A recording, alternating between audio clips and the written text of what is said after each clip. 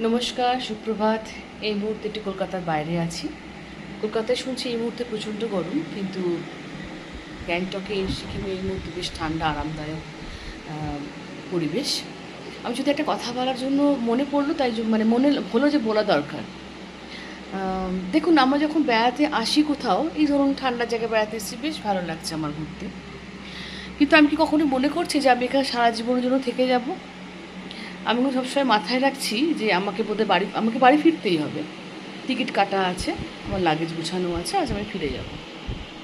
কিন্তু আমরা যখন জন্ম নিই বা জন্মের পর থেকে যখন বড় হই, আমাদের মাথায় কিন্তু কেউ এটা বলে দেয় না, বাবাই কেউ শিখিয়েও দেয় না যে আমাকে ব্যাক করতে হবে কোথাও।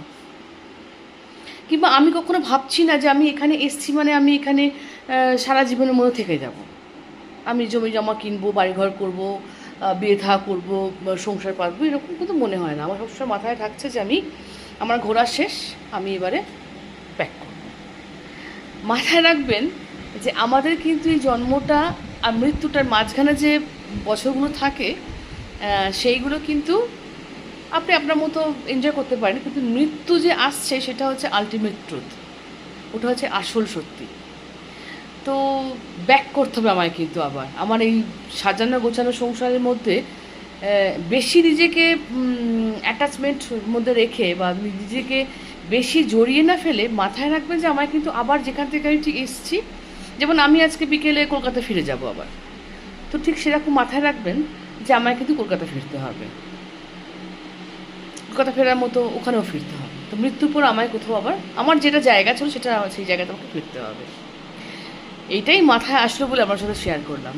কারণ আমরা সাধারণত সংসার জীবনে না আমরা এটা ভুলে যাই যে আমাকে আবার ফিরতে হবে। আমি তখন ভাবি যে আমার এটা সংসার, আমার মা বাবা ভাই বোন, পৃথিবীর যত রাজ্যে আত্মীয় স্বজন বন্ধু বান্ধব সব আমার।